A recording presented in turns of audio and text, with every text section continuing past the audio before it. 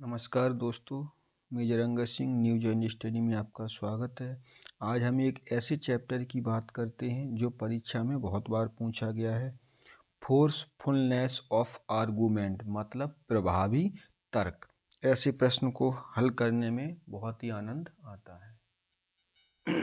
प्रश्न लिखा हुआ है, इसे आर्गूमेंट क्वेश्चन भी बोलते हैं कि तर्क को तर्क ज़्यादा होती है इसमें कि प्रश्न है जिस हिसाब से प्रश्न कहेगा उसी हिसाब से हम उसे सॉल्व करते जाएंगे। प्रश्न कह रहा है कि सालू, चारू, लता, टाम व सैंडी अपने आप एक कटोरे से मिठाइयाँ लेते हैं। उनमें से चार एक एक गुलाब जामुन लेते हैं। चारू व टाम बर्फी नहीं लेते हैं, जबकि अन्य सभी लेते हैं। वास्तव में चारू सिर्फ एक मिठाई लेती है, वह है लड्डू। चारू के अलावा सालू व सैंडी भी पेड़ा नहीं लेते। जब एक प्रश्न को हम डायग्राम से सॉल्व कर लेते हैं, फिर इसमें कम से कम 3 नहीं तो 5 प्रश्न पूछे जाते हैं। कहने का मतलब ये है कि यदि आप एक प्रश्न को सॉल्व कर लेते हैं तो आपके 5 क्वेश्चन इससे सॉल्व हो जाएंगे। तो पहले हम क्यों न इसे सॉल्व करना सीखें। प्रश्न तो अपने आप मिल जाएंगे जब चित्र में लिखाई होगा सामने। तो सबसे पहले देखेंगे सालू, चारू, लता, ताम व सैंडी। ठीक है, तो सबके नाम लिख लेंगे हम यहाँ। चारू, सालू, लता,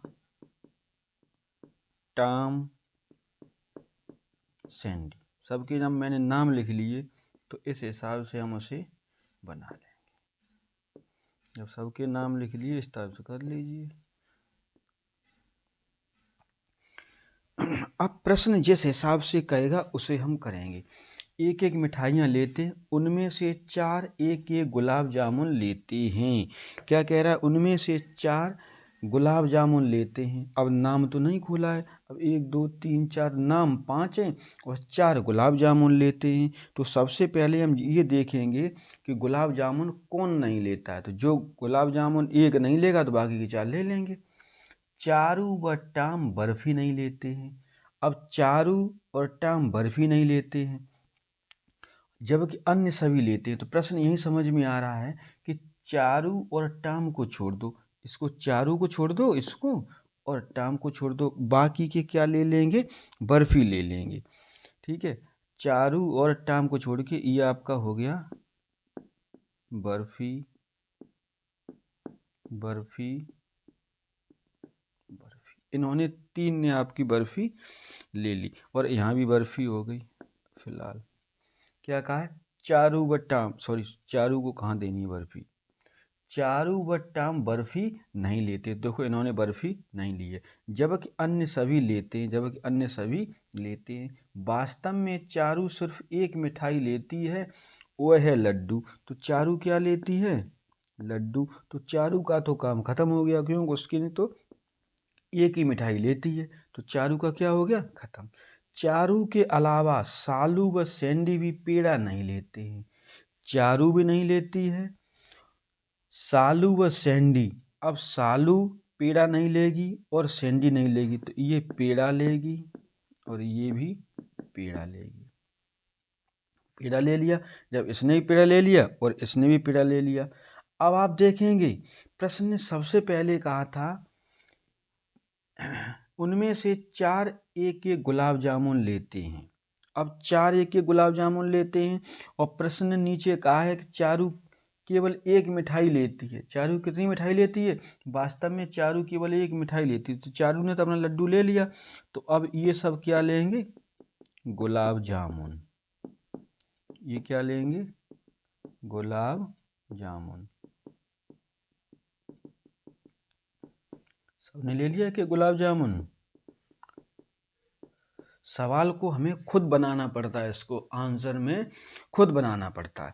अब आप देखेंगे प्रश्न जैसे कहेगा वैसे हम देखें। उनमें से चार एक एक गुलाब जामुन लेते हैं, चारों ने एक एक गुलाब जामुन ले लिया है।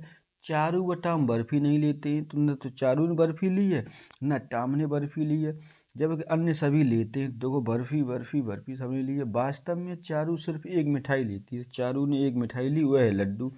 चारू के अलावा सालू व सैंडी भी पेड़ा नहीं लेते। अब देखो, न तो चारू ने पेड़ा लिया है, न सैंडी ने लिया है और न सालू ने लिया है, बाकी के सब ने ले लिया है। अब ये आपका बन गया। अब इसमें प्रश्न पूछेगा कि इनमें से गुलाब जामुन कौन नहीं लेता है। जैसे प्रश्न ने कहा कि नीचे आएगा प्रश्न छपके। अब यहाँ जगह की थोड़ी समस्या है तो प्रश्न भी हम यहाँ लिख देते। प्रश्न बोल रहे हैं निम्न में से कौन सिर्फ पेड़ा व गुलाब जामुन लेता है। सिर्फ पेड़ा व गुलाब जामुन लेता है। निम्न में से कौन पेड़ा व गुलाब जामुन लेता है। देखो, पेड़ा ये लेता है, गुलाब जामुन, तो नाम उसका क्या है, टाम। आप तुरंत उसे पकड़ लेंगे। तो टाम एक ऐसा है जो पेड़ा और गुलाब जामुन ही लेता है। दूसरा प्रश्न है कि निम्नलिखित में से कौन तीनों मिठाइयाँ लेता है। निम्नलिखित में से कौन तीनों मिठाइयाँ लेता है। लेता है लता, गुलाब जामुन भी लेता है, बर्फी भी लेता है, पेड़ा भी लेता है। तो ये आपकी क्या है, तीनों मिठाइयाँ लेती है। अगला है कि निम्न में से कौन एक तरह की समान संख्या में मिठाई लेते हैं। दो ऐसे कस्टमर हैं जो इक्वल लेते हैं। जैसे देखो, सालू और सैंडी। सालू और सैंडी क्या है, सालू गुलाब जामुन लेती है, सैंडी भी गुलाब जामुन लेता है। सालू बर्फी लेती है, सैंडी भी बर्फी लेता है। ठीक है। अब अगला प्रश्न है कि कौन सबसे अधिक मिठाई खाता है। कौन 3 प्रकार की मिठाई खाता है। तो 3 प्रकार की, गुलाब जामुन, बर्फी, पेड़ा खा लिए। सबसे अधिक मिठाई भी ये खाता है। सबसे कम मिठाई कौन खाता है। सबसे कम मिठाई कौन खाता है, चारू खाती है। अब एक प्रश्न आया है इसमें सबसे इम्पोर्टेंट, कुल मिलाकर इस समूह में कितने मिठाइयों के पीस लिए। कितने पीस लिए। तो आप गिनेंगे 1 2 3 4 5 6 7 8 9 10। कितने पीस लिए, 10। तो आंसर क्या हो जाएगा, 10। तो इस प्रकार से आपको ऐसे प्रश्न को सॉल्व करना होगा और जो नीचे प्रश्न पूछे जाएंगे उसे आपको आंसर में देना होगा। अब हम आपको एक क्वेश्चन लिख के देंगे, वो क्वेश्चन कमेंट बॉक्स में बताना है। होमवर्क में आपको प्रश्न है कि 5 मित्र हैं, PQRST, 5 विमान हैं, बस, रेलगाड़ी और कार, जलयान। बस है, रेलगाड़ी है, कार है और जलयान। बस, रेलगाड़ी, विमान। बस, रेलगाड़ी, विमान, कार और जलयान। ये 5 आपके विमान हैं। 5 शहर हैं, चेन्नई, कोलकाता, दिल्ली, बंगलौर और हैदराबाद। 5 मित्र हैं, 5 विमान हैं, बस, रेलगाड़ी, विमान, कार, जलयान। 5 ही शहर हैं, चेन्नई, कोलकाता, दिल्ली, बंगलौर, हैदराबाद। ये इनकी यात्रा करते हैं। कटाक्ष आपको नीचे दिए गए हैं। आंसर इसका देना है दिल्ली जाने वाला का। तो कटाक्ष है कि दिल्ली की यात्रा करने वाला व्यक्ति जलयान से नहीं गया। कार से आर बंगलौर तथा विमान से क्यू कोलकाता गया।